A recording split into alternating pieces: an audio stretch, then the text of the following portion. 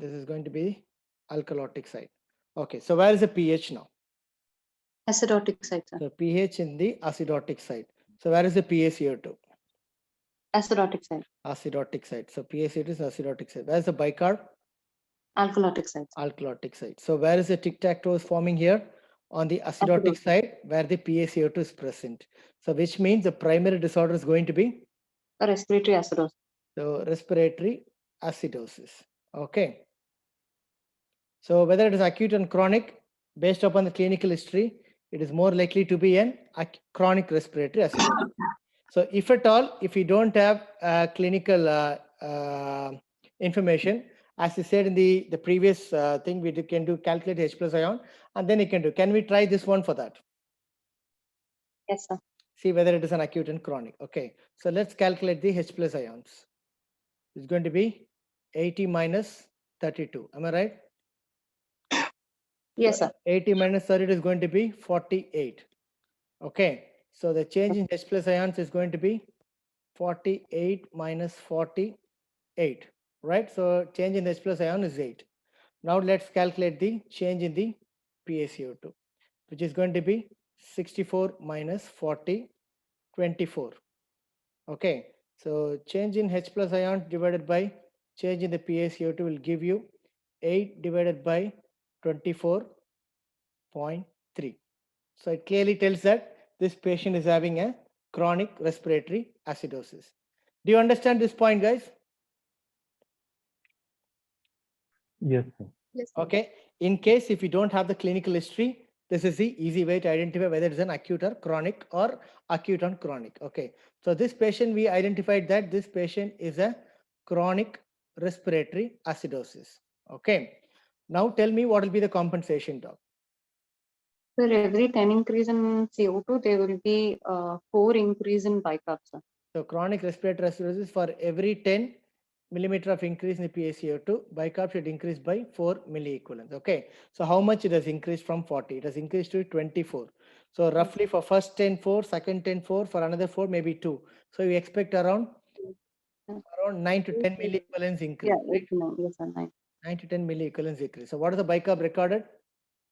33. 24 plus 9 will give you 33, right? 30. Yes, sir. So this is a fully compensated chronic respiratory acidosis. All the guys clear so far? Yes. Yeah. Yes. Okay. So if you don't know the clinical history, I said how to identify it. Okay. Next one. I need a fresh volunteer for the next one. See, more you participate, the more it will be easy for Yes, you to sir. interpret. Yes, sir. Who is going to be the next volunteer for me? So Yes, one sir. question. Yeah. So your name, doc. Dr. Neil. Dr. Neil. Okay. Now you tell me where is the pH? pH is in acidotic side. So pH 7.35. is 7.35, acidotic side. What is the carbon dioxide? Carbon dioxide is decreased, sir. So which is an PCO2 is alkalotic side or decreased. acidotic side? Alkalotic side, sir. So PaCO2 Yeah, is on the alkalotic side. Where is the bicarb? bicarbonate on 80 mean acidotic side. So it is on the, because it is decreased, it is on the acidotic side. Now you find the tic-tac-toe here. Yes, sir. So the primary disorder is going to be Prime metabolic acidosis. acute metabolic Acidosis. acidosis. People who struggle to follow this one, you can follow your primitive method. Don't worry, you have to follow this one. I find it very easy, so I'm telling it to you. Okay. Okay, sir. I don't bother about which direction it is going. I just use my tic-tac-toe, find the primary disorder. Okay. So if it is an acute metabolic disorder, what is the compensation response normally? Expected PaCO2 should be, if you see the 15 chart, plus just bicarbonate. add 15 to the bicarb. Okay. So the expected Okay, sir. PaCO2 15, is 15 plus 15 plus 18, bicarbonate. 33. 33. So it is matching with 33. Nearly compensated, sir. Yes, sir. So it's a fully compensated acute metabolic acidosis. Got it? Okay, sir. Yes, sir. Right, perfect. Now, if there is a metabolic acidosis, the next important thing is only in metabolic acidosis, I'm telling. Only when you find the primary disorder being metabolic alkalosis, next thing you have to look for is the anion gap. So anion gap is given by sodium So, minus sodium minus chloride plus bicarbonate. bicarbonate. Now tell me the anion gap. Sodium 131. 131 minus chlorine is 102 Yes, ma'am. plus 18. Normal anion So gap, sir. it is 11. So what is the normal anion gap? 8 to 12. 12 plus minus 4. Okay, so it is going to be 10 to 14, right? 12 plus or minus 2, so you can keep it as 12 to 14. So it is in the normal range. Yes, sir. So it is a normal anionic gap, acute metabolic acidosis with full respiratory compensation. When you find a normal anion gap metabolic acidosis, you need not go for delta gap. Delta gap is used only when there is high anion gap metabolic acidosis. Okay. Yes, sir. Sir, please repeat delta gap one. Delta I gap, forgot I'll before. tell to the point when it comes. Okay, don't worry. Okay, Okay, I will sir. tell when it is Okay, sir. needed. Then only you'll not forget that. Okay. Now in this case, it is a normal anion gap. Forget about delta gap. Only when you're high anion gap, you have to go to the delta gap calculation. Okay. So interpretation of this ABG, is it clear? Yes, sir. Okay. Next volunteer. Yes, sir. New fresh face. So that you participate more, Yes, you sir. enjoy Anshul. more. Yes, Ajay. Yes, sir. Anchal. Anchal. Okay, Anchal. So I got a tic-tac-toe here. You can start. Sir, pH is 7.5. That is alkalotic side. pH is on the alkalotic side. Excellent. Then Alkalotic side. CO2 is on acidotic side. acidotic side. Okay, good. Then, Bicarb is alkalotic side. okay, so where is the tic-tac-toe here? Here. Is alkalotic. Which Metabolic means the primary alkalosis. problem is going to be Metabolic alkalosis. acute metabolic alkalosis. Got it? Yes, sir. Okay. So what would be the expected PaCO2 in for a compensation? 10 change for 0.7. So for every 1 delta milliequivalence increase in the bicarb, the PaCO2 should increase by 0.7 times. Okay. 0.7. So how much it has Yes. increased from 24? It has increased by 12. So 12. 12 into 0.7. 0.7 will give you 8.4. Yeah. Yes, sir. So the PaCO2 should go up by 40 plus 8.4, 48. 48. So 48 is 48. expected. So you can add plus or minus on the either side. Okay. 2. Yes. So that is Yes, sir. accepted. Yes. So this patient has beautifully compensated by having a respiratory acidosis. This is Yes. an acute metabolic alkalosis with full respiratory compensation. Okay. Yes. Yes, sir. Initial few ABGs will be simple one because when you understand the simple one, you can interpret the complex ones. Okay. Rest all guys, is it clear? Clear, sir. Excellent. Yes, sir. Right. Going to be the next one.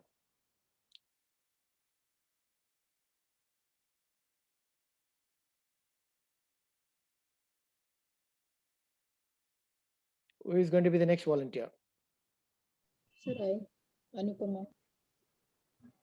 Anupama. Yes, Anupama, you can start. Very good. pH is for alkalotic, So pH is on the alkalotic side. PCO2 on the acidosis side, PaCO2 is on the acidotic side, and bicarb is on alkalosis side. alkalotic side. So where is the tic-tac-toe? Here. So what is going to be the primary problem? Metabolic alkalosis. So it's going to be acute metabolic alkalosis. Yes. Okay, what is the expected PaCO2? For every 1 milliequivalence increase, PaCO2 increase by 0.7 times. So from Yes. 24, it has gone up by 44. So that is 20 increase, right? Yes, So 20 multiplied by 0.7 will give you 14. 14. 14. Yes. Yeah. So Yes, the sir. expected PaCO2 is going to be 40 plus 14 is going to be 54. Okay.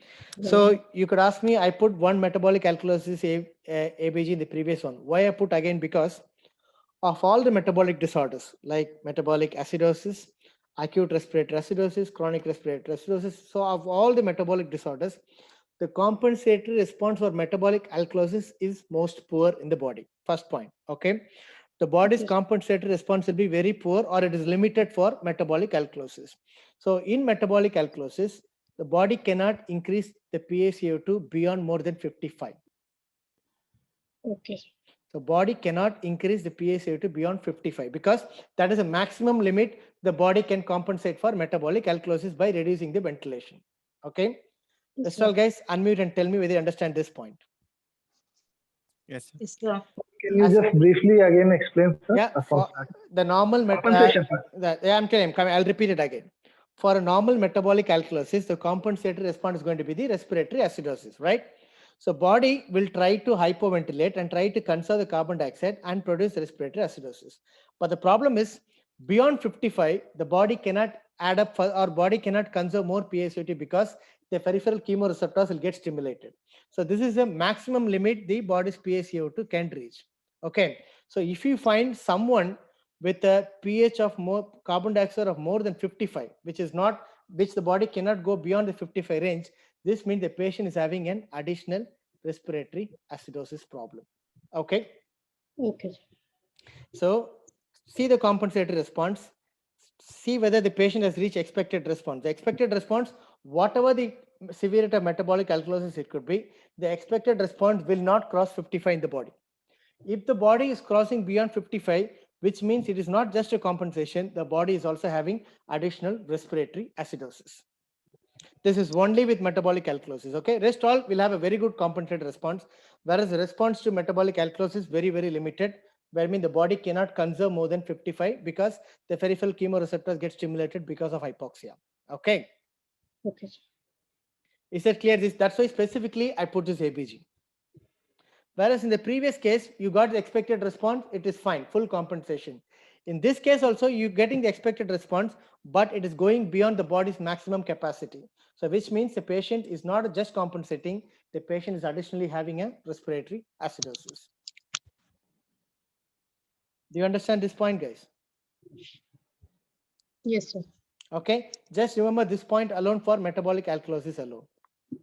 Okay, next ABG with me. So, Dr. Arnab. Yeah. Shall we start? Yes, sir. Right. So patient has got a history of 4 days vomiting and 4 days diarrhea, and it is dehydrated. Patient is dehydrated, and this is your ABG. Okay. Now we can start interpreting. So pH is on acidotic side, Perfect. and PCO2 is on alkalotic side, Perfect. and sir bicarb is on acidotic side. So what is the tic-tac-toe here? So what's the Primary, primary disorder? acute metabolic acidosis. Perfect. So you find the primary disorder perfectly. So acute metabolic acidosis. So what is the expected PaCO2? Add 15 to the bicarb. Yes, sir. 15 plus 6, 21. 21. Has it reached expected range? Yes. Yes, sir. Okay. So this is a patient with acute metabolic acidosis with full respiratory compensation. Okay. So when I say metabolic acidosis, what is the next step you have to do? Sir, anion gap. Okay. Let's move on to anion gap. Just calculate the anion gap and tell me 130 minus 120. Sir, 10. So So it is it's a a normal range. Sir. Okay. So it is a normal anion gap, acute metabolic acidosis with full respiratory compensation. Okay. Okay, sir. Shall we move on to the next one, guys? Yes, sir. Okay. Yes. Try to imbibe all the basic points in this basic ABGs so that it will be useful to interpret the complex ABGs. All right. Next one. Dr. Sandhya. Yes, Sandhya. Very good. Thanks for volunteering. You can start now. So this is a patient, 23 years young male patient with DKA with severe dehydration, and this is your ABG. The pH is in acidotic side So pH is on the acidotic side. and PCO2 is in alkalotic side PCO2 is in the alkalotic side. and bicarbonate is in acidotic side. Okay, so this is a tic-tac-toe. So what is the primary problem? So metabolic acidosis, Acute metabolic acidosis. Acute metabolic acidosis. Wonderful. What is the expected PaCO2? 15 plus Bicarb. Excellent. So what is 6, 15 21. plus 6? You expect 21, right? 21. Yes, So sir. 21 is here. So patient Yes, is sir. perfect. Compensate. Now let's calculate the anion gap. Okay. Yes, sir. What is anion gap here? 134 minus 102. plus 6. 28, right? Yes, sir. So it is increased or not? High anion gap. So it is an high anion gap metabolic acidosis. So only when there is a high anion gap metabolic acidosis, you have to move on to calculate delta gap. Okay. Okay, sir. There are so many different ways. Okay. One is delta ratio, one is corrected bicarb, and one is gap, delta gap. 3 different ways are there. I will teach you all the 3. You can choose whichever way which is easy for you. Okay. Yes, sir. First thing is the delta ratio, which is nothing but anion gap minus 12 divided by bicarb, or 24 minus bicarb. Very simple. Yeah. Yes, sir. Okay. So based upon this formula, calculate here. We calculate anion gap as 28, right? So Yes, sir. 28 minus 12 divided by 24 minus 6. That's going to be 16 by 18. 80. Roughly around 1.2 or something. Yep. Yes or no? So 60, 1.8, 0.8, sir. Yes, 0.8, roughly around 0.8. Okay. So if the patient is having an anion gap of less than 1, apart from high anion gap metabolic acidosis, this patient is also having normal anion gap metabolic acidosis. Okay. If the ratio is between 1 to 2, it is going to be pure high anion gap metabolic acidosis. Okay. If the ratio is more than 2, it is going to be additional metabolic alkalosis. Okay. Now you tell me the final diagnosis of this patient. sir. So acute metabolic acidosis You have to tell with compensatory respiratory alkalosis with high normal anion gap. Don't tell it as respiratory alkalosis, tell it as respiratory compensation. Okay. Okay. It is not, it should not call as respiratory alkalosis. So Yes. it is an high anion gap metabolic acidosis with full respiratory compensation plus a normal anion gap metabolic acidosis. So that is a full-fledged ABG report. Yes, sir. Okay. So this is delta ratio. There is another one called, which I use normally, is corrected bicarb, which I find it very easily. Anion gap minus 12 plus the bicarbonate recorded in the ABG. That's it. Very simple. Okay. So if it is less than 18, there is an additional normal anion gap metabolic acidosis. If it is 18 to 30, it is going to be pure high anion gap metabolic acidosis.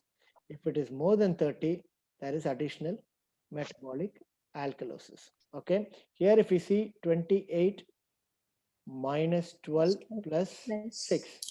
So 28 minus 12 is going to be 16. 16 plus 6, 22. Right? So Yes, based sir. upon this calculation, it is coming as only pure metabolic acidosis. I think I've changed the value a little bit at the last minute. Okay. Right. We'll see it in the next ABG. Actually, it shouldn't come as 0.18. I think I changed the value in the middle. Sir, please repeat, sir. Please, sir. This one. Okay. There are two ways to calculate the delta gap. Okay. One is delta ratio. This is corrected bicarb. Okay. So delta ratio is what normally you use. Corrected bicarb is the one which I use regularly. Okay. So delta ratio is nothing but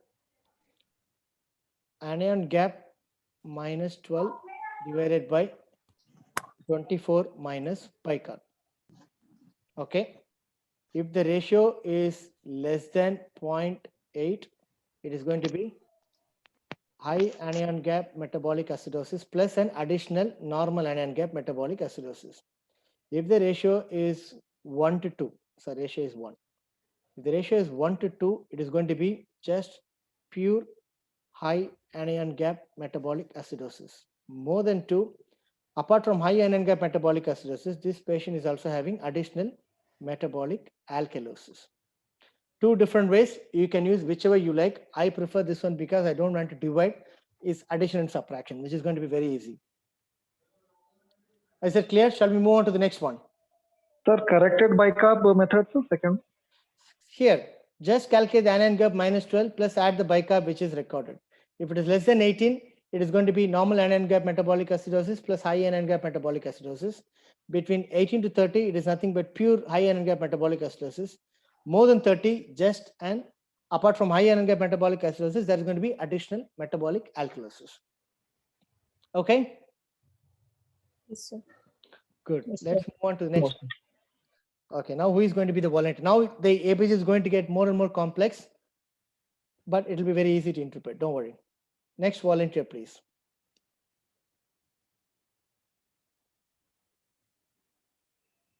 Sir, Anwar. Sir, Yeah. Where is the pH? Acidotic side.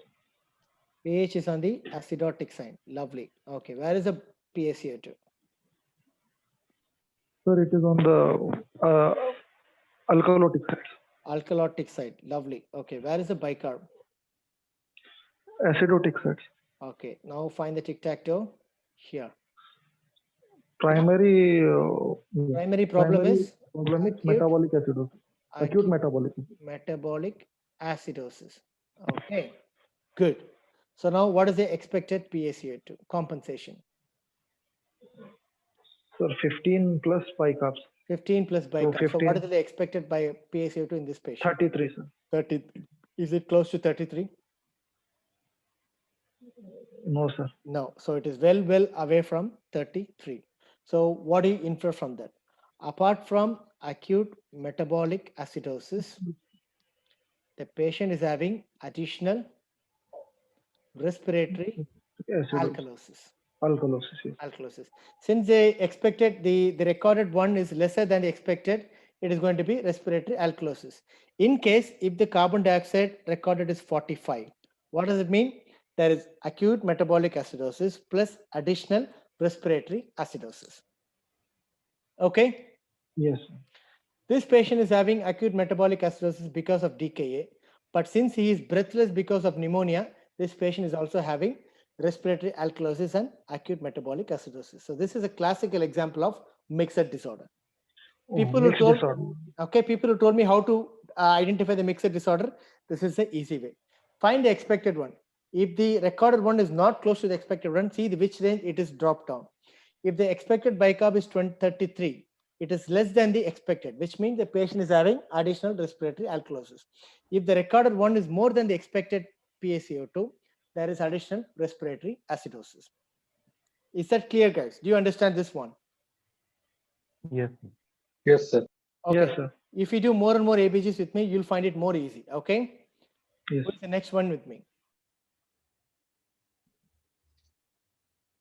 Yes, sir. sir, can I? Yeah, please. pH is in the acidotic range, sir.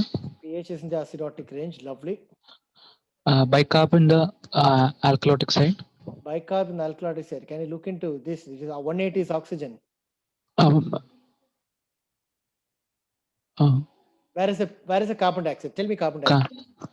29. 29 is acidotic or alkalotic? Alkalotic, sir. Alkalotic. So PaCO2 is here. Check the bicarb. It's 6. Acidotic or alkalotic? Acidotic, sir. Acidotic. So you find the tic-tac-toe here, right? Yes, sir. What is the primary disorder?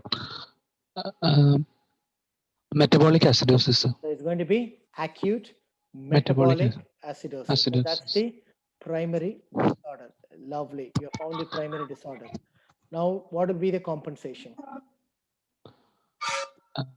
Bicarb plus 15, sir. So 15 That is plus bicarb. 15 15 6. plus That is 6 that is equal to 21. 21. Is it close 20. to 21? No, sir. No. It is higher than 21 or lesser than 10. 21? Higher than 21. So what does it mean? So there is an associated respiratory acidosis. Wonderful. Okay. So this is an acute metabolic acidosis plus additional acute respiratory acidosis. Excellent. Very, very good. Okay. Easy as it is. Okay. Right. Let's move on to the next one. Thanks to Dr. Dinesh and Dr. Moni, they contributed quite a lot of ABGs to me. Okay. This is one ABG contributed by them. Can't Who we is going to be the volunteer? sir, can't we say that it is uncompensated one? No. Right. So there is, if you calculate the compensation, wait a minute. Okay. The compensatory response has to be 21. Okay. Whereas the recorded one is 29. It is very, very away from the compensatory range. Okay. So when it is something which is very away from the compensatory range, it is not a compensatory response. It is an additional response. Okay. Okay, sir. Only when it is close to the compensatory range, we call them as whether it's a compensation or partial compensation. Partial compensation is a word which is completely removed from recent ABG interpretation at all. There is no call compensatory partial compensation. There are compensation, yes or no. That's it. Okay. If the compensatory response is not close to the expected range, which means there is an additional disorder. Okay. Okay, sir. Good. Sir, one question can I ask? Yes, please. Sir, in metabolic disorders, we have to say acute and chronic, or we can only for As I said, metabolic, when it comes metabolic, it is acute. There is nothing called chronic because the lungs will immediately respond to any metabolic change. So, sir, in every metabolic, we'll add acute. Yes, all metabolic disorders, they'll present you as only as an acute one. Yes. Okay. Who is going to be the next one? Hello, sir. Yes, please, you can start.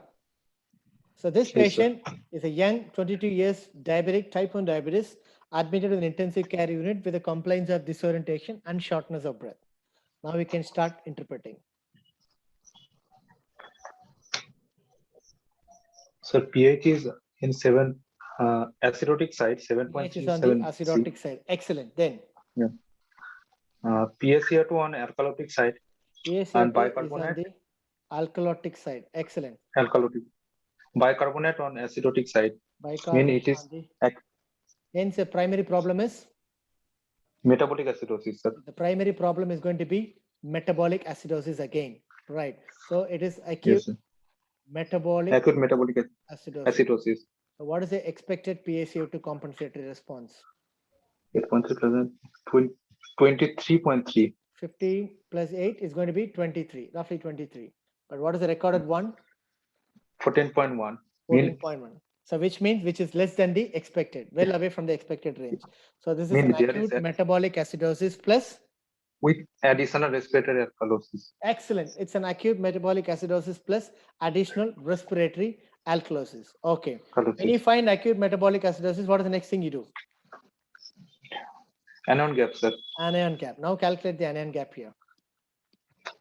So it is 139 minus 111 plus, 20. High anion gap, sir.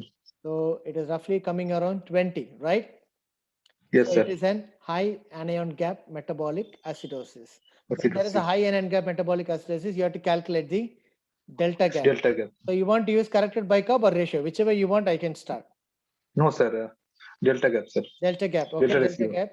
It is anion gap minus 12 divided By 24 minus 24 bicarbonate. minus bicarb. Now tell me that 20 minus minus 12 divided by 24 minus 8. So 20 16. minus 12 is 8, 24 minus 12 is 16, which is 8 by 6, sir. So it's going to be 8 by 0.5. 16. 8 by 16. 8 by 16 is 0.5. 0.5, right? So 0.5. Yes, this sir. patient is also having, Sir, acute on chronic, sir. there is nothing called acute and chronic. Additional normal anion gap. Additional normal anion gap metabolic. See, ratio is less than 1, right? Yeah, sir. Sorry, sir. Okay, so ratio is less than 1. So this patient is having a high anion gap metabolic acidosis plus additional normal anion gap metabolic acidosis plus respiratory alkalosis. Alkalosis. Okay, so you are having a 2 acidosis, but despite that, pH is in the close to normal range because of this respiratory alkalosis. Okay. Alkalosis. Yes, sir.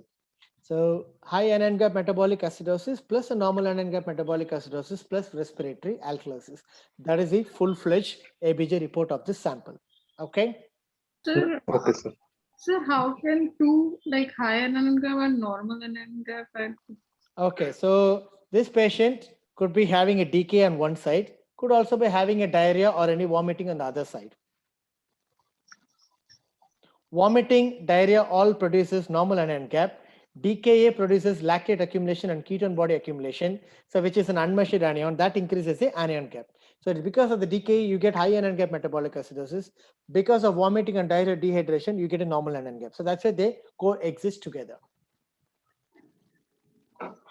You understand? Sir, Sir, while can we, Yes, can sir. we learn the third method you said? One more method is there. One more method. Best. This itself, people are getting confused. I'll put the third method in the group. Okay, Telegram group. If I put three Sir, methods, while they'll get calculating- confused. sir, Yeah. sir, while calculating the anion gap, Mm. potassium is added or not in sodium? Potassium, there are some textbooks adding potassium. Correct. Some textbooks they don't add potassium. But Correct, don't worry, yes, and I'm you can calculate without adding potassium. It is not a big deal at all. Okay. Okay. So next volunteer. Yes, sir. Oven. Yes. sir. Oven. Okay. Good. So here you got a 53-year-old smoker who has been operated for acute intestinal obstruction. Intraoperatively, patient developed acute bronchospasm, and these are the parameters. Okay. So pH is 7.16. That is, it is on acidotic side. Okay. So acidotic side is a pH. PaCO2 is also on acidotic side. Okay. Good. And bicarb is 23.4. It's no, near It's on the normal side. Okay. Yeah. Close to the normal one. Yes, sir. So let's say alkalosis So it is going to be acute. and respiratory acidosis. So primary problem is respiratory acidosis. Okay. So what is the expected PaCO2 here? Expected bicarbonate. Like with a 10 increase in PCO2, there is 1 millimole increase in bicarb. Okay. How much it has increased from 40? 24. Yes, sir. Okay. So the bicarbonate should increase by how much? 2 Around 2.5, right? So from 24, it should have gone to 26.5, right? So it is not compensated. It is not compensated. Since it's an acute event, the Yes. kidneys hasn't got any time to compensate. So this is a classical example of acute severe respiratory acidosis. Okay? Yes, sir. Good. With no compensation. Yes, sir. Okay. Next volunteer. Yes, sir, Sharath here. Yes, Sharath. pH is in the acidotic So side. it's a chronic, so just read the clinical history so that you'll have an idea. It's a chronic smoker coming with severe respiratory distress. Okay, so now let's start with the pH. pH is in the acidotic side. pH is on the acidotic side. PaCO2 is in the acidotic side. Excellent, good. And bicarb is in the alkalotic side. Alkalotic side. So where is the primary So- problem? It's a primary respiratory acidosis. Okay, so primary respiratory acidosis. Okay, And compensation 15 plus bicarb. yeah, expected bicarb. So you should know whether it is an acute or a chronic one, Okay. or it could be an acute on chronic Okay. one. Chronic. Okay, so only then you can identify what is the expected changes. Okay, Yeah. so from the history, this patient is a chronic smoker, which means the patient is likely to have a chronic COPD. Okay, so he is Yes. likely to have a chronic acidosis. Now suddenly presenting with acute severe respiratory. Respiratory. So it's more likely to be an acute on chronic condition. Okay, right. So leave about those things. Now calculate the expected bicarb in a case like you calculate for an acute. For every 10, there should be change in 1 millimole. 1 milli equivalent. PaCO2 is 80 Okay, PaCO2 has increased from 40 to 80. to 80. So there is So 40 there should be increase. 4. So which Yes, is so there good. should be There should be bicarb should be increase. around 28. Bicarb should be around 28. But since it is an acute and chronic one, Chronic. you can take it as the 4. Okay, Yeah. the second one. Okay, because the second patient one, is 4. already having a chronic respiratory acidosis. Okay, so for 40, Yeah. the patient bicarbonate should increase by 16. Am I right? Yes, sir. Yes, sir. So expected bicarbonate should be 24 plus Plus 16. So it is going to be around 40. This patient is having 38 probably because of his chronic metabolic component. So this is an acute on chronic respiratory acidosis. Yes. Yeah, Yes. sir. good. So when you expect acute on chronic condition, you have to take the chronic respiratory acidosis as a compensatory response. You have to calculate the compensatory response based upon what you expect in a chronic respiratory acidosis. Okay. Is that clear? Yes. Yes, sir. Lovely. Next one.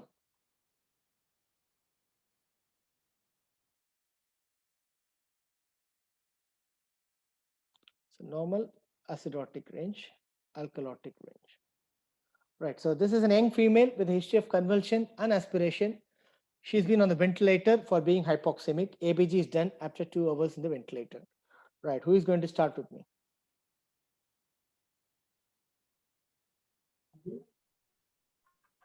Can I, sir? Yes, please. Sir, pH is on alkalotic side. pH is on the alkalotic side. PCO2 is on acidotic side. PCO2 is on the acidotic side. Bicarb is on alkalotic side. Alkalotic side. All right. So the primary problem is going to be? Metabolic alkalosis. Primary problem is going to be metabolic alkalosis. Very good. So now tell me the compensatory response. Each 1 mm increase in So 1 milliequivalence increase in the bicarb. The PaCO2 should increase by 0.7 times. So from 24, it has gone up to 50. So it is 26 increase. So 26 multiplied by 0.7. Now can you calculate and tell me? 18.2, sir. Going to be 18.2. Yes. So the expected PaCO2 should be 40 plus 40 plus 18. 18, 58. Right? So it is 58. Okay, it is 58 here. Do you think it is a normal compensatory response? No, sir, Why? because it cannot overcompensate. Rule First 2. thing, very good. Okay. First thing is this patient cannot overcompensate beyond 55. Okay. Second thing, this patient is on the ventilator. So he would have lost his normal response to compensate. Two important things. Okay. So when you're looking at an ABG with a ventilator, interpret very carefully because now the patient's own physiology is not acting because patient is put on the ventilator. So this indicates the patient is having an acute metabolic alkalosis. But since PaCO2 is beyond expected range of 55, the patient is having additional respiratory acidosis also. The respiratory acidosis is because of the gas exchange being affected because of the aspiration. Do you understand the point? Okay. Yes, sir. Always interpreting the ABG with the clinical context is very, very important. Okay. When a metabolic alkalosis, when you see a compensated response which is beyond 55, don't accept that as a compensated response, which means the body has lost it, patient has gone to respiratory acidosis, patient is having additional problem. Okay. So till 55, we'll say it's compensation. Till 55, but if it is on the ventilator, you can't interpret as a compensated response because ventilator's normal physiology is going to be different. Ventilator, you are mechanically ventilating, right? Yes, sir. In those cases, the compensated response you can't comment. Sir, so the general rule, shall we take that on ventilator compensation is always absent? Yeah, in ventilator compensation, it can't be taken as a full proof as patient's own physiological response. Okay. Generally, when the patient is on ventilator, you don't, most of the time, if you take an ABG in the ventilator, when the patient is having a metabolic problem, the expected PaCO2 will not be reached. Either it will be low or it will be high because the patient is not acting. It is the ventilator is acting without any knowledge of the patient's physiological state. Do you got the point what I'm telling? So Yes, sir. if you want to reset the ventilator setting according to the So depending upon the response, you can change the ventilator settings. That is how ABG is going to help you in your ICU. So if you want to correct the ventilator setting, how will you do it? So if you want to try to increase the tidal volume and respiratory rate and try to calculate the PaCO2 between 50 to 55. That is what the expected range it should be, right? So try to get it, target a PaCO2, try to get it below 55. Okay. Okay. Good. So next one. Next volunteer. Come and volunteer yourself so that you get used more. I want a new face. Try, guys. Nothing wrong. Try. So can I? Yes, please. pH is on the alkalotic This side. patient is hypoxemic, acute pulmonary edema, and he is on invasive ventilation. Okay. Yes, sir. Okay. pH is on the alkalotic side, sir. So pH is on the alkalotic side. Bicarb is on, Next, check the PaCO2. Come in order. yes, sir. PaCO2 is almost normal, sir. See, 40 is normal. Less than 40 is abnormal. Okay. Yes. 35 to 45 is normal, 45 but is for normal. PaCO2 is in the acidotic range or alkalotic range. Sir? PaCO2 is it in the alkalotic range or acidotic range? It is in the alkalotic range, sir. So If we PaCO2 take, is in the alkalotic range. Good. yes, sir. Where is the bicarb here? Bicarb is in the alkalotic range, sir. Right. So now you got another confusion, right? So both PaCO2 and both bicarbonate are in the alkalotic range, and pH is also on the alkalotic range. Now the first question is, in this situation, how we are going to find the primary disorder? That is the first question, right? Yes, sir. So when both PaCO2 and bicarbonate are moving the same direction, this is a classical example of mixer disorder. You have to find which is the most culprit to cause such a high pH. Okay. So we have to find the change in the PaCO2 concentration. 40 minus measured PaCO2 divided by 40. Find the change in the bicarb concentration. 24 minus bicarb divided by 40. Okay. So here the PaCO2 is 36. So yes. 40 minus 36 divided by 3.4. 40 will give you 4 divided by 40, which is going to be 0.1 or 10%. Yeah. Yes, sir. Now let's do the similar thing for the bicarb. 34 minus 34 minus 24 divided by 24. Sorry. That will give you 10 by 24. Right? So Yes, 5 by 12. So there will be definitely more than 10%. It will be roughly coming around 0.3, 30%. 30%. So which is maximally affected? Bicarb is Bicarb. maximally So the affected. change in the bicarb is more than the change in the PaCO2. Change in the PaCO2. So since the bicarb is maximally changed, the primary disorder is going to be acute metabolic alkalosis. So this is how you calculate the primary disorder. Rest all guys, unmute and tell me how to find the primary disorder in a mixed disorders. Sir, change in bicarb formula, you have taken 24 minus bicarb by 24. Put the whichever one is the bigger one as the numerator. Okay. 34 is bigger than 24, right? So when we Yes, say sir. diagnosis for this case, we'll say metabolic alkalosis with No, we'll respiratory- come to the diagnosis first. Now, just tell me whether you're able to understand how to find the primary disorder in a mixed situation. No, sir. Again, if you repeat it. Okay. So here the pH is alkalotic. PaCO2 is also alkalotic. Bicarbonate is also alkalotic. Yes or no? Yes, sir. So in this case, you have to find which is the more major culprit to cause the pH change. Okay. It's going to be the change in the carbon dioxide. Now, in this situation, when I face this situation, you have to find which is the major culprit affecting the pH. That's the first thing you have to look for. So you have to first find the change in the PaCO2 concentration. So normal is 40. 40 minus 36 divided by 40. So that is 4 by 40, 10%, right? So the change in PaCO2 is 10%. Do you understand up to this point? Yes, sir. Now similarly, find the change in the bicarbonate.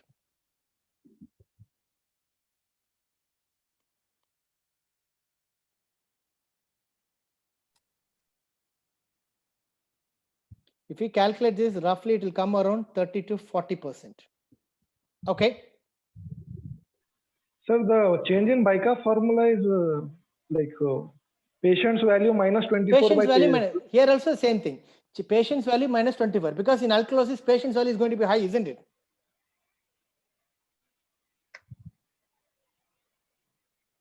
Do you understand? In alkalosis, patient's bicarb is going to be high. Yes, sir. So it will be patient's value minus 24 by 24. Even if you do 24 minus 34, you're going to get minus 10. Ignore that 10. Ignore that minus. I'm sorry. Okay, sir. Right? So bicarb has changed 30%, whereas carbon dioxide has changed only 10%. So which is maximally changed, that will be the primary disorder. Got it? Yes, sir. So the primary disorder is going to be acute metabolic alkalosis. Who was with me volunteering? Do you understand the pointer? Yes, sir. Yes. Okay. Now you record the compensatory response. Calculate the compensatory response for acute metabolic alkalosis.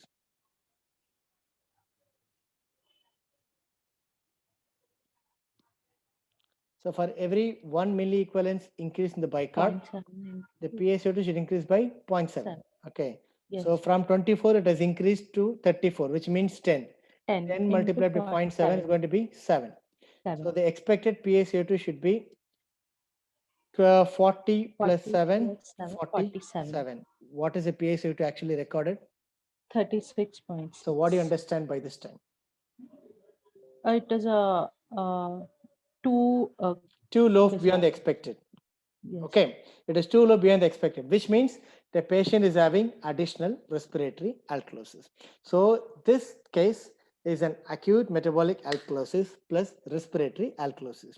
The reason for acute metabolic alkalosis is usage of diuretics. The reason for metabolic alkalosis is because of hyperventilation from invasive ventilation. Yes, sir. Yeah. Yes, sir. Everyone able to understand this ABG very clearly? Yes, sir. Yes. Sir, if the respiratory alkalosis was on higher side, sir. Okay, if it is beyond, say for example, expected is 47. If it is 54, okay. If it is 54, the patient is having acute metabolic alkalosis plus respiratory acidosis. In that case, it's because of inadequate ventilation by the ventilator. Yes. Okay. Okay, so we'll take a break. Again, refresh it. Find the primary disorder from the tic-tac-toe. Then calculate the compensatory response. See whether it is compensating. If it is out of the compensatory range, which means there is going to be an additional disorder. If the primary disorder is metabolic acidosis, go to anion gap. If it is increased, go to delta gap. Okay? Yes, sir. Okay, let's move on to the next one. Here you go. So this is a post-operative patient who has undergone partial gastrectomy.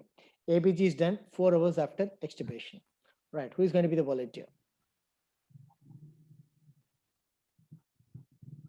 Can I, sir? Yes, please. pH is on the alkalotic side. Yes, on the alkalotic side. Yeah. PaCO2 on the alkalotic side. PaCO2 is also on the alkalotic side. Very good.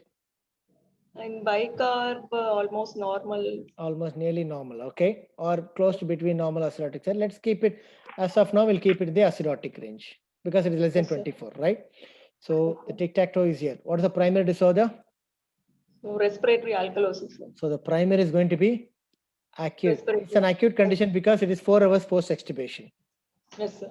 Okay, acute respiratory alkalosis. Okay, so what is the expected bicarb increase or decrease? Increase.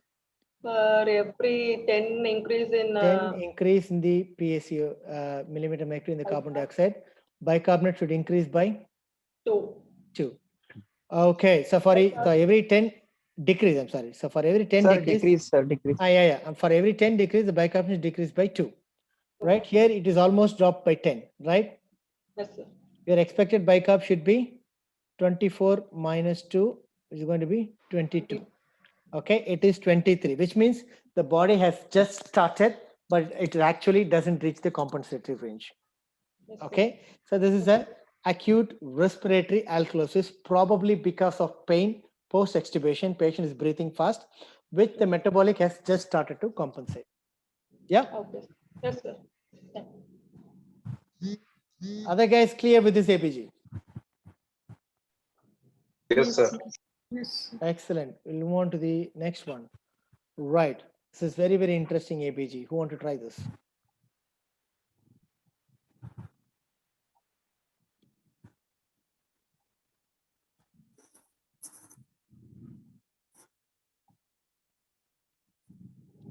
Who want to try this one? Can I try? Yes, please. So pH is on alkalotic side. pH is on the alkalotic side. Very good. PCO2 on alkalotic side. PCO2 is also on the alkalotic side. Good. And bicarbonate is on acidotic side. Acidotic side. Okay, good. So here is a bicarb. So what is the primary disorder here? Respiratory alkalosis. So the primary disorder is going to be respiratory alkalosis. Since it is intraoperative, it is going to be an acute respiratory alkalosis. Very clear, right? So now let's move on to the compensation. 20 change in pH. Expected bicarbonate. For every 10 millimeter drop, the bicarbonate should drop by 2. Yes or no? Yes. Rest all guys, please put your mic on mute. So it's chronic. So it is an acute respiratory alkalosis. For every 10, it should drop by 2. So what will be the expected bicarb in this patient? Should be 20. 24 minus, here the PaCO2 has dropped by 20, right? Yes. So it should drop by 4. Am I right? Yes. What happened to my volunteer? So 20 change in PaCO2. Yes, sir. So if so yeah, drop by 2, but it's more than 2. So it's Wait, relax. For every 10, it should drop by 2. But how much it has dropped here? Almost 20. Yes, sir. So it should drop by 5. 4. It should drop by 4, right? For every 10, it is 2. Yes. So it should drop by 4. So what is the expected bicarb? It's more or less 14. What should be the expected bypass? Step by step, it is going to be 20. So 20 should be the expected bicarb in the ABG, right? It's acute respiratory. So what is the problem here? So it's dropped more.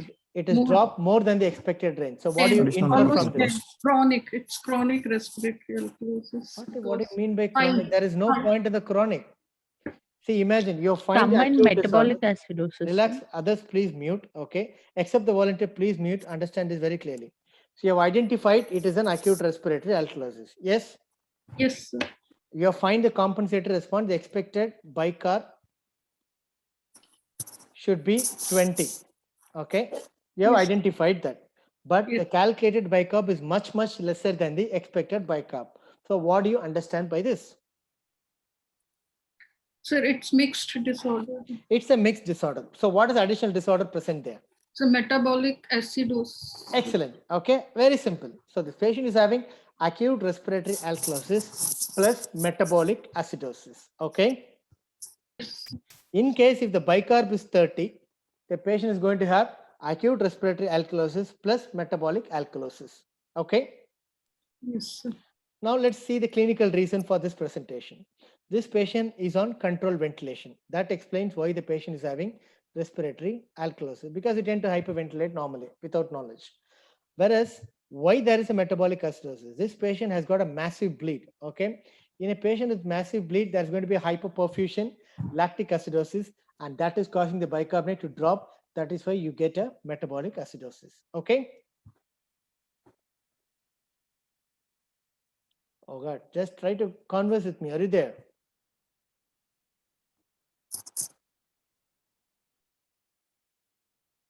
Hello. I think she got disconnected. Okay, so now we have found that it is an. Sir, why? It is Why it's not chronic respiratory alkalosis? It is an acute condition. See here, patient is operated. The problem is intraoperative. How can it be chronic? If the clinical scenario is not given. If the clinical scenario is not given, okay, even then I said how to identify the clinical scenario, how to identify acute or chronic by change in the H plus ion divided by change in the PaCO2. You have to find this. Okay, so let's calculate the H plus ion concentration in this patient. So 80 minus 45, that will give you 35, right? Yes. Okay, so this is the H plus ion concentration of this patient. So the change in H plus ion is going to be 40 minus 35. It is going to be 5. Okay, so top one is 5. See the change in the bicarb. 40 minus 20. It is going to be 20. So 5 by 20, 1 by 4. That is going to be 0.25. 0.25. Okay. As per the formula, it looks like a chronic one. Okay. But as per the clinical history, look at the clinical history. It is a young Yes, sir. patient just operated under anesthesia. You're having an acute problem. Okay. So clinical history is more important than looking at the formula. Though looking at the formulas looks like a chronic one, based upon the clinical history, it is more likely to be an acute one. If you don't have a clinical history, based upon the calculation, it more looks like a chronic one. Chronic. Okay. Yes. Yes. Thank you. Okay, so it is an acute respiratory alkalosis plus a metabolic acidosis. So when there is a metabolic acidosis, what is the next one you do? Yeah, Anion gap. so calculate the anion gap here. Sodium minus chloride and bicarbonates. 17. So it is a high anion gap metabolic acidosis. Okay. Yes, sir. Okay. When Sir, the do we need to add lactate? Delta. Not needed. Not needed. Don't worry. We'll calculate delta gap. We calculate the delta gap. So delta gap is nothing but change in the anion gap. So Minus anion 12. gap minus 12 divided by 24 minus bicarb. So 10. 17 minus 12 divided by 0.5. 24, 0.5. 14. So it is going to be 5 divided by 10.5. So this patient is having a high anion gap metabolic acidosis plus a normal anion gap metabolic acidosis plus a respiratory alkalosis. Okay? Yes, sir. Good. Very good. Let's move on to the next one. Who is Sir? going to be the volunteer?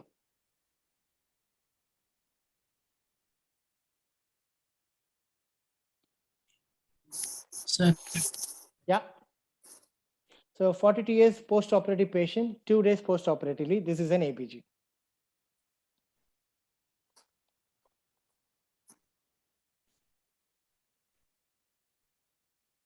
Hello.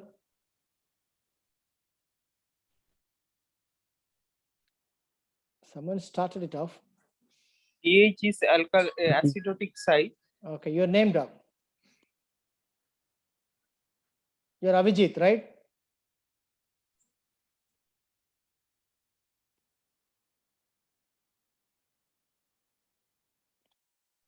Hello.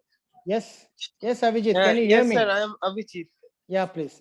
Okay. See the Yeah, pH. this pH is the acidotic site, Okay.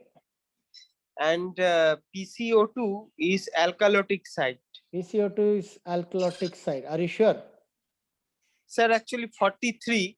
So the normal is 45. 40. If it is 40, then 40. it is an acidotic site. Okay. And the bicarbonate also acidotic site. Acidotic. So you find both bicarb and PaCO2 are on the acidotic side. So when you find this situation, it is going to be a mixed disorder. Now you have to find which is going to be the primary disorder. Okay. So how to Yes, find sir. the primary disorder? Primary disorder, sir. Find the change in the PaCO2 concentration. Okay. Yes. 43 minus 40 by 40. 40, yeah. 3 by 40. Okay. Change in the bicarbonate. 24 minus 20 divided by 24. 24, This will yes. be 1 by 6. So whichever going to be the higher one, that is going to be the primary disorder. Yes. Based upon calculation, you'll find that the bicarbonate contribution is more in the acidosis than the carbon More dioxide. than PCO2, yes. So what is the primary disorder then? Then it is, sir, metabolic acidosis. Very good. So the primary disorder is going to be acute Acute metabolic metabolic acidosis. acidosis. Right. Good. Now calculate the compensatory response. What will be the expected PaCO2? PaCO2 40 minus 43 minus I 40. said no. What is the expected PaCO2 compensation for metabolic acidosis? I taught you, right? Yes, Just add sir. 15 to the bicarb. So 15 plus 20, you expect 35, right? 35, yes. But what is the recorded one?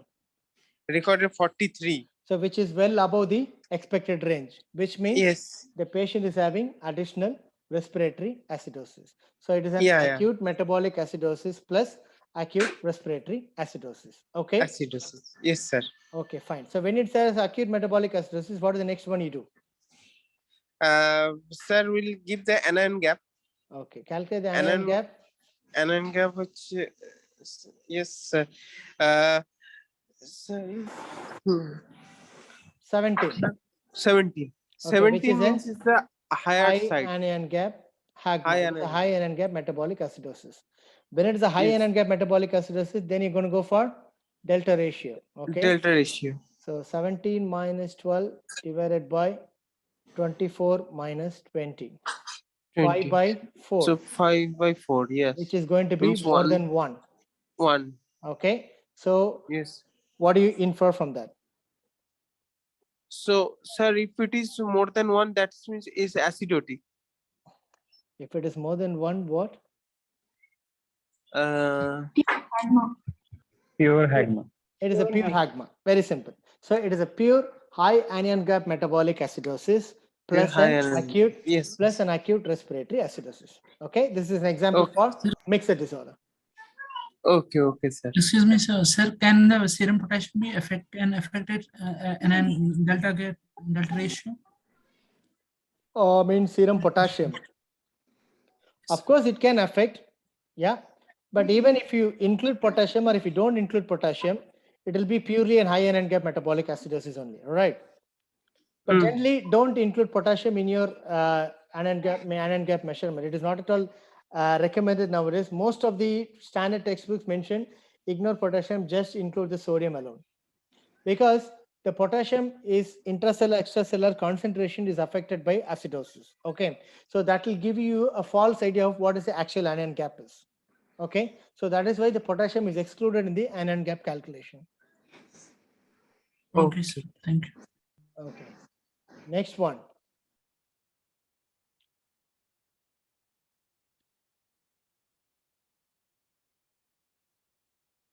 Next volunteer, please. Sir.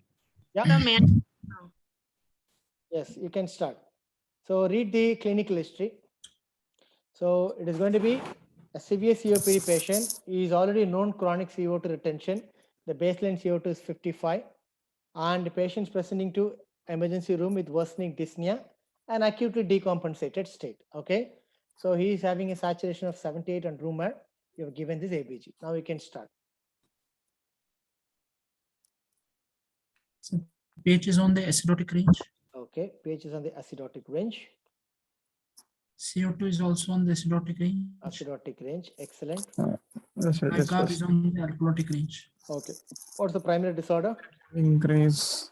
So is the acute respiratory acidosis. Acute respiratory acidosis. Okay. Okay. You can unmute and restart again. Okay. It's an acute respiratory acidosis. Okay. So you know that this patient is a chronic CO2 retainer.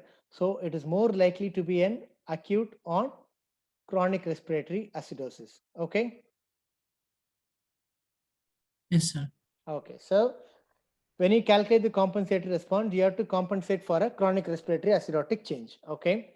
So what is the compensatory response expected bicarbonate in chronic respiratory acidosis? Sir, for every 10 millimeter rise in CO2, the Bicarbonate should increase by 10, 4. By 4. By 4. So here it is increased by 28. So almost 3 times. So which means you expect a bicarb around 12. Okay. Yeah. So the expected bicarb will be 24 plus 12, which will give you 36. But what is actual bicarb? It is only 31. So this patient is a chronic respiratory acidosis, which is compensated by bicarb.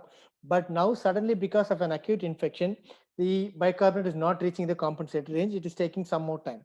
So this is an example of acute on chronic respiratory acidosis with uncompensated metabolic. Metabolic is yet to compensate for the acute change. Okay. Is that clear? Yes. Yes, sir. This is an example of acute on chronic respiratory acidosis.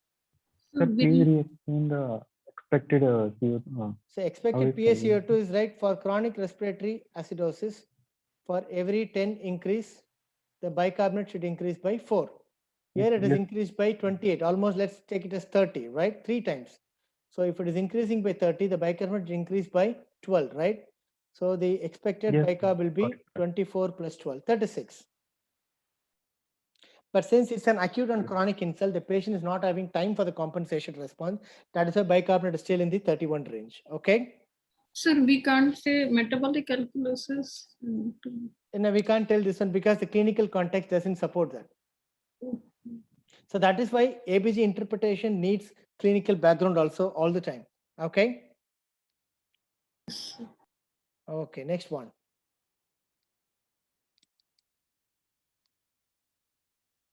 Who is going to be the volunteer?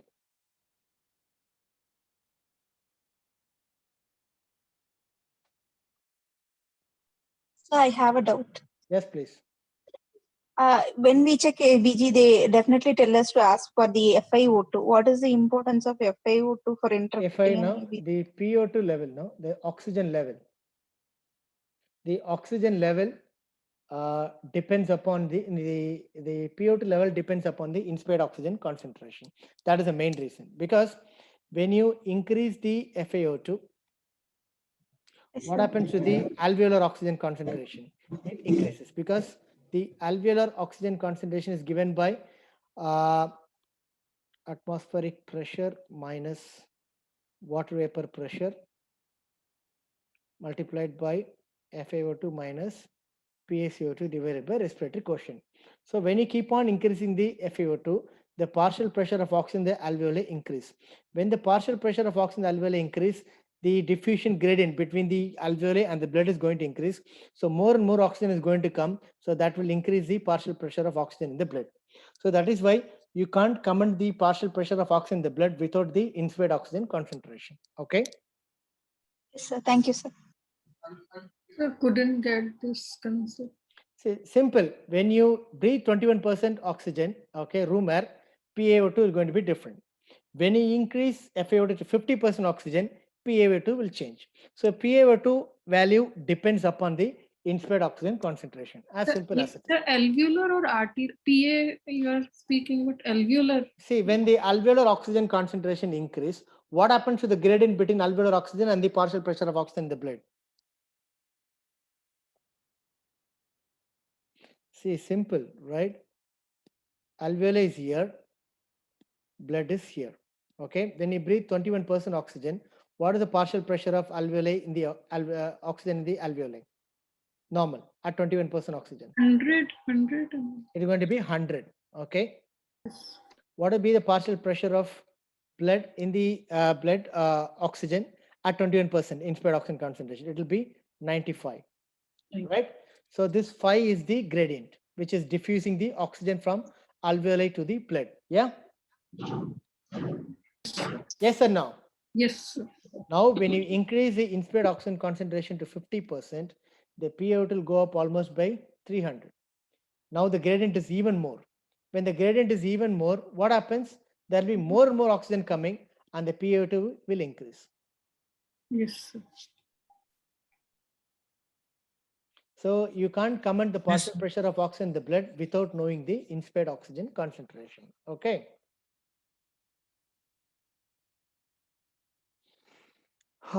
Good. Okay. Last case.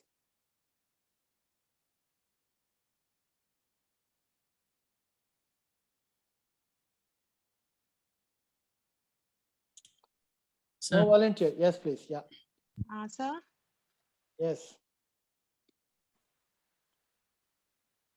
You can start. Sir, pH is in the acidotic range. Okay. CO2 is on the alkalotic range. Very good. And bicarb is in the acidotic range. Okay. So what is the primary disorder? So it could be acute metabolic acidosis. Acute metabolic acidosis. Excellent. Okay. So when there is an acute metabolic acidosis, so what will be the compensated response? What is the expected PaCO2? Just add 15. 31. So 16 plus 15, it will be 31. What is recorded? 34. Okay. So plus or minus 2 is fine. All right. So very close to the expected range. So this means the patient has appropriately compensated for the acute metabolic acidosis, right? Yes, sir. Now let's move on to when there is a metabolic acidosis, you have to calculate the, anion gap. okay, now calculate the anion gap. 132 minus bicarb plus chloride. 24, 108, right? Yes, sir. So which means High anion gap high metabolic anion acidosis. gap metabolic acidosis. What is the next? Delta ratio. Delta ratio, delta. So anion gap is 24 minus 12 divided by 24 minus bicarb. Bicarb is 16. 8 by 8. more than 1. So it is going to be a pure metabolic high anion gap metabolic acidosis with full respiratory compensation. Yes, sir. Is that clear? Yes, sir. Okay. Yes, sir. So try to use this tic-tac-toe, try to use a compensated response. Do more. If anyone is having anyone ABG with you, we can discuss here now. Sir, I have one. Yeah, please start. Sir, a ill alcoholic patient presenting with nausea and vomiting with pH of 7.4. pH of 7.4. Any bicarb 22. 41, 42, 43 or just 1.40? Sir, 7.40. Okay, good. Then Bicarb 22 bicarbonate of 22. Yeah. and CO2 is 41. PaCO2 is going to be 41, right? So let's yes, do tic-tac-toe. So acidotic, alkalotic, okay? So pH is in normal range here. Bicarbonate is in the acidotic range, right? Acidotic, yes. 22, Yes, all right. And the PaCO2 is also in the acidotic range. acidotic. Okay. So what is the authenticity or reliability of this ABG? Do you think this ABG is reliable? Okay, fine. Let whatever it is. So in this case, it is difficult to find a primary disorder when you don't have the clinical feature. So what is the clinical picture? Sir, same ill alcoholic patient presenting with the nausea and So alcoholic patient presenting with nausea and vomiting. nausea and vomiting. Okay. So normally in vomiting, what type of metabolic disorder you expect? Metabolic alkalosis. In vomiting, persistent vomiting, you expect a metabolic alkalosis. Okay. If the vomiting is producing dehydration, you expect a normal anion gap metabolic acidosis. Do you have the values of sodium and potassium? No. Wait, Okay. sir, I have to check. Only then if we can comment on the anion gap, we can interpret the complete picture of this ABG. Sir, I will send actually, I have to check. Okay, so with my perception, what I feel is this patient is likely to have a metabolic acidosis, okay, probably because of vomiting. Second thing, this patient is likely to have respiratory acidosis too, because this patient is an alcoholic, he might have a respiratory depression. Additionally, when you calculate a delta gap ratio, I expect this patient is likely to have an additional metabolic alkalosis also. That is why your pH is in the normal range. When you have two disorders on the acidotic side, with the pH being normal despite two disturbances, there could be an additional metabolic alkalosis secondary to persistent vomiting. So that is a possible interpretation. Yes, sir, I found the question. Yeah. Sir, sodium is 137. So sodium is 137. Chloride? 90. 90, right. And the bicarb Yes, is, sir. so let's calculate the anion gap here. So 137 minus 90 plus 22. So 112. So what is the anion gap here? 25. Right. So this 25. patient is having an high anion gap metabolic acidosis, right? Yes, sir. Okay. When there is a high anion gap metabolic acidosis, you have to calculate the delta gap. Delta. So 25 minus 12 divided Minus by 12, 24 minus 22. 24, 22. So it is going to be 13 by 24 minus 22. It is going to be 2. So definitely the delta gap is more than 2, right? Metabolic. So Yes. patient is having a high anion gap metabolic acidosis plus a respiratory acidosis plus a metabolic alkalosis. So the pH is normal because of this additional metabolic alkalosis present over there. Got it? Yes. Other Yes, guys, I this got is it. very good ABG. Do you understand this point? Yes, sir. Even though pH is normal, both the bicarb and the carbon dioxide is deranged. In that case, next move on to your anion gap. By calculating the anion gap, we could find that this patient is having a high anion gap metabolic acidosis.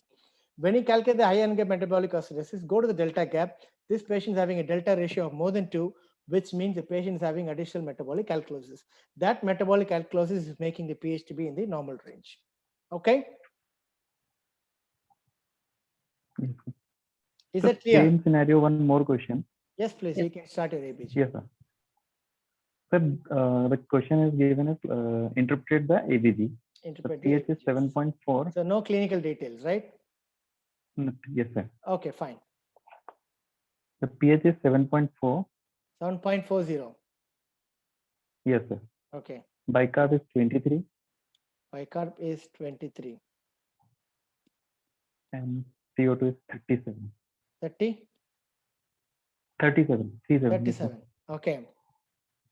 So all are quite close to within the normal range, but this amount of details will not be sufficient to further interpret this ABG. We need the anion gap next. Sir, nothing is given. Just this is a clinical scenario in medical colleges that for forma had See, given. either you They should will have just the write it. clinical details or you should have additional details to interpret. See, PaCO2 is deranged, of course, in the normal range. This is also normal range. pH is in the normal range. What do you expect this ABG to be? It could be quite normal for me. Yes, sir. By look, it looks like a normal ABG, right? So in order to Yes, find sir. something abnormal inside, we need further more details, like as we had in the previous case. But can we find like that we had told earlier that change in CO2 like 40 minus 37 But one day upon when the 40, pH is which is- abnormal, right? Here the pH is a normal range. Yes. Here the pH is normal. So despite a derangement in PaCO2 or bicarbonate, when the pH is getting normal, it is a mixed disorder. In that case, you have to go ahead for checking the anion gap and find if there is any additional metabolic alkalosis which is making the pH to normal. Like we Okay, saw in the sir. previous So example. then in exam, what we say like it's normal. Yeah, it's with this ABG, it looks like it looks normal. Okay, sir. Or too early to comment without any additional reports or without the clinical background. Okay. Yes, yes, yes. Anyone having any more ABGs with you? So yes, sir. Hypoalbuminemia and anion gap, sir. Okay, so I don't think so they'll go that stream. So you can use the corrected anion gap. The corrected anion gap when there is a hypoalbuminemia. These all anion gaps are measured based upon the assumption that albumin is going to be 4 grams. So when the patient's albumin is affected, so the corrected anion gap will be the measured anion gap plus 2.5 multiplied by 4 minus the albumin level. So find the measured anion gap. So if the albumin is 2 grams, if albumin is 2 grams, 2.5 multiplied by 4 minus 2 is 5. So from the measured anion gap, add 5 to that. That is the actual anion gap or the corrected anion gap. But I don't think so they go to that extent in the exams. Thank you. Sir, I have a question, sir. You have an ABG with you? Yes, sir. Please go ahead. So I have shared it on the group also, sir. So basically, I don't have the clinical history, but I have the information that the patient is a known COPD patient and currently on FiO2 100%. Okay, fine. You go ahead. pH is 7.183. 7.18. Okay. PCO2 is 48.8. 48.8. Okay. PO2 is 300. Okay. bicarbs is 18.5, 18.5, excellent. sodium 144.5, 144.5, potassium 2.72, 2.72, okay. chloride 100. Chloride is Chloride 100. is 100. sir. Okay, fine. Okay, since Yes. you said this case, you start interpreting this ABG. So, sir, pH is on the acidic side, sir. So pH is on the acidic side. Excellent. Yes. So, PCO2 is also raised, so that is also acidic, sir. Acidic range, excellent. Then, And bicarb is also less, sir. okay, so all the three are on the same side, okay? So in this Yes, case, you have to find which is the primary disorder. As I said Yes, sir, already, that's the problem. find which has changed much, okay? So let's see the change in the PaCO2, which is going to be 48. Let's keep it as Minus 49, right? 49 minus 40 divided by 40. 9 by 40 here. Let's see the change in the bicarb. So 24 minus 18.5 divided by 24, which is going to be 6 by 24, 1 by 4, 25%, right? So this is, I expect this will be the maximum change compared to 9 by 40, right? Yes, yes, So sir, that will be the primary disorder is going to be acute metabolic acidosis. metabolic. Acute Okay. acidosis. Acute Okay. metabolic acidosis. Okay. When there is an acute metabolic acidosis, So we apply what Winter's is it? formula. Expected PaCO2 will be, if you have time, you have a Winter's formula, or you can simply add 15 plus bicarb. Majority of the time, this will work out very nicely. So 15 plus 18.5, 33.5. This is your expected one. But what is the PaCO2 here? Yes. More than the expected. 48.8. So which means Yes, the patient so is having acidosis. acute metabolic acidosis plus acute respiratory acidosis. Good. Yes. So when there is an acute metabolic acidosis, you're going to calculate Anion gap. anion gap. Calculate the anion gap now. So 144.5. That's Yeah. 26. So it's almost how much it comes to? High anion gap. Sorry, 34. Am I right? So 36. So 26. 26. 26. Okay. So it is going to be a high anion gap metabolic. High anion gap. Okay. Next, you're going to go for delta ratio. 26 minus 12 Delta. divided by 24 minus 18. So 14 by 6 going to be more than 2. More than 2. So this patient is having a high anion gap metabolic acidosis plus a respiratory acidosis plus a metabolic alkalosis. Alkalosis. Okay, Good. sir.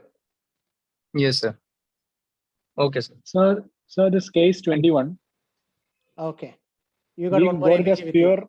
No, this case 21 we did. That was we got as pure high anion gap metabolic acidosis. Okay. But the PO2 is 88, which means the patient is hypoxemic. So the patient is hypoxemic because this patient is having an increased amylase and lactase. So what do you infer from that, from increased amylase and lipase? Pancreatitis. Patient is having a pancreatitis. Very good. So it's got abdomen pain, nausea, vomiting with increased amylase and lipase. So the most probable clinical diagnosis is going to be pancreatitis. So when there is a pancreatitis, the patient's base of the lungs get atelectasis, right? Okay. So that's the reason for hypoxemia. So can we diagnose the type of respiratory failure from an ABG? Yeah, of course, you need an ABG to diagnose the type of respiratory failure, isn't it? When there is just carbon dioxide being normal and the PaCO2 is affected, it's type 1. When there is hypoxia with hypercarbia, it's going to be type 2. Sir, can you explain please compensation? That's the first thing I did in the beginning. Where were you? Sir, I joined this very late. Okay, so that's it. That's not my fault, buddy. I'll put it in the video. You can have a look in that. Okay, sir. No worries. Sir, in last DNB OSCE, they gave the clinical scenario of respiratory alkalosis and ask how criteria and how to diagnosis of respiratory alkalosis. Okay, what do you have the question with you? Yes, sir. A 50-year-old female with a 50-year-old female with fractured shaft femur is admitted in ward and waiting for surgery. On day 3, she complained of acute SOB, shortness. So not shortness operated, of waiting for the operation. Yes, sir. Okay, day 3 she started And complaining chest acute dyspnea. Yes, sir. And chest X-ray was normal and ABG was given. Like Okay, so based upon pH is that, so 7.55. leave over the ABG. From this clinical details, what do you Yes. infer? Pulmonary embolism. It could be pulmonary embolism. Okay, right. So we'll have this in mind. We'll go to the ABG. It could be fat embolism. It could be pulmonary embolism. Okay. So let's see the Yes. pH. Yes. So 7.55. Okay. CO2 is 27. Okay. PO2 is 65. PO2 65. Yes, acutely hypoxemic. Yeah. Bicarb? Bicarb 18. 18. 18. And yes, sir. Okay, fine. Sodium 142. All right. So sodium many is things more. 142. 142. Potassium 4.2. 4.2. Chloride 105. 105. Right. So And now you start. SpO2 is 92% on here. Okay. So now you start interpreting.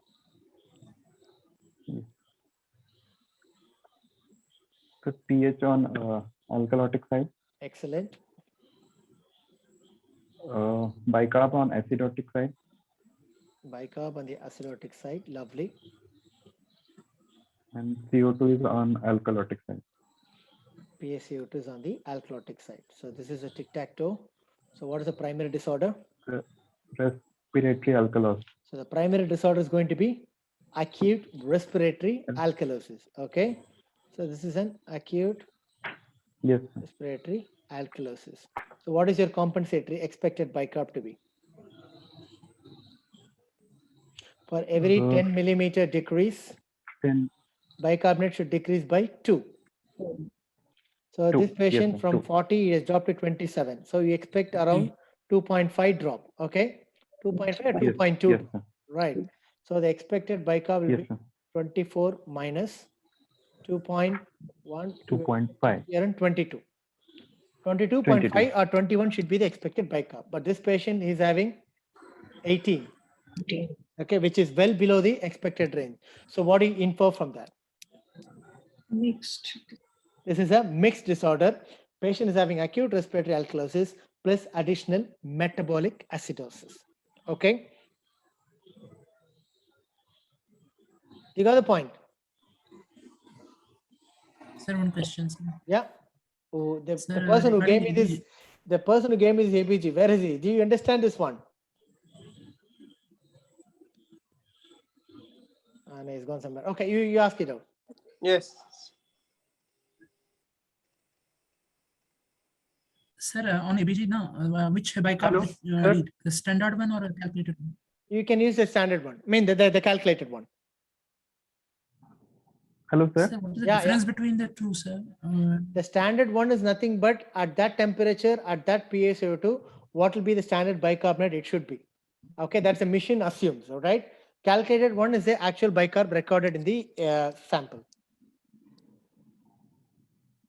Sometimes the base excess is there.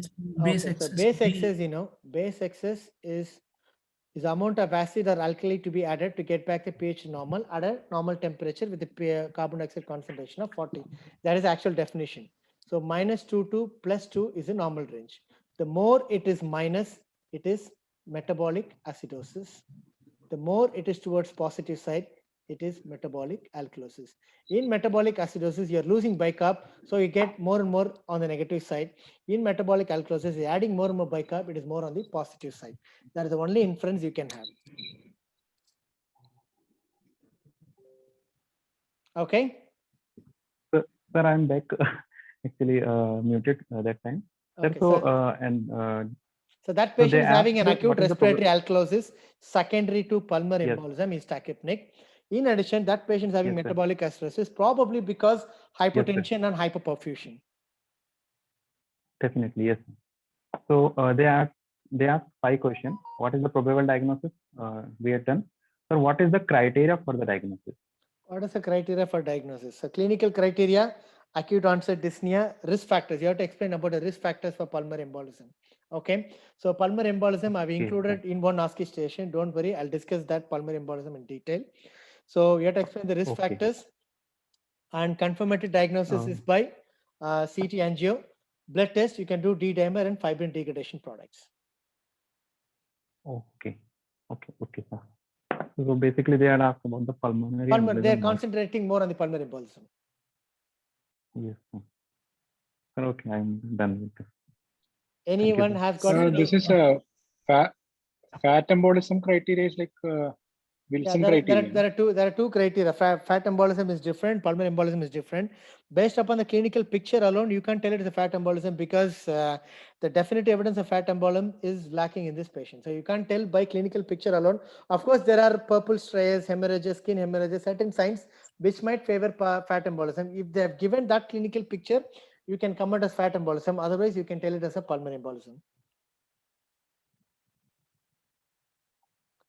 There are certain signs specific for fat embolism, like you can find fat globules in the retinoscopy in the eyes. You can find subdermal capillary ruptures. Okay, so those are things which are more specific for fat embolism. If they mention those signs in the clinical case, you can mention it as a fat embolism. If not, you can straight away tell it as a pulmonary embolism. So, yeah.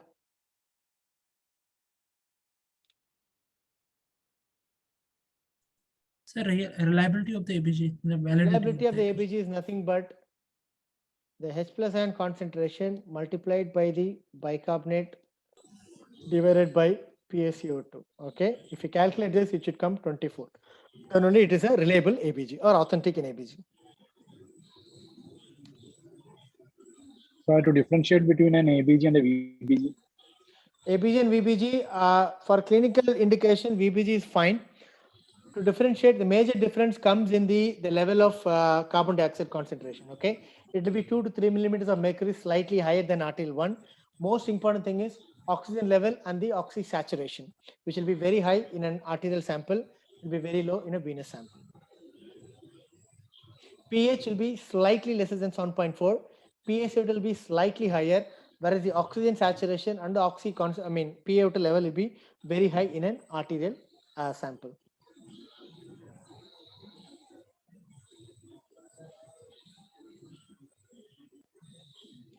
All right, shall we stop here? Sir, if the patient is hypoxemic, how can we differentiate between the arterial and the VPG? ABG and VPG. If the patient Already not hypoxemic patient. Okay, if the patient is having hypoxemic patient, you can see the oxygen saturation. Okay, see the oxygen saturation recorded in the ABG sample. See the oxygen saturation in the pulse oximeter. They should match each other. Because pulse oximeter will measure only the arterial oxygen saturation, it will not match the venous oxygen saturation.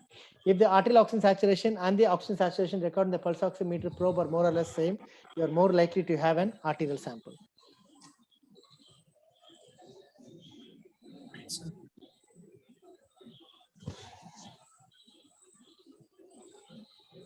Somewhere I read about the bicarbonate space. Not necessary, don't worry about that.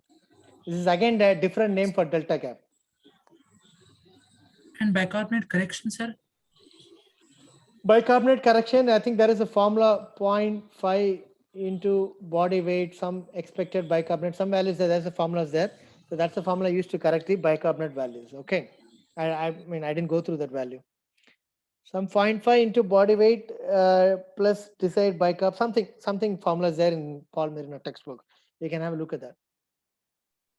Sir, is it necessary to give the correction like this?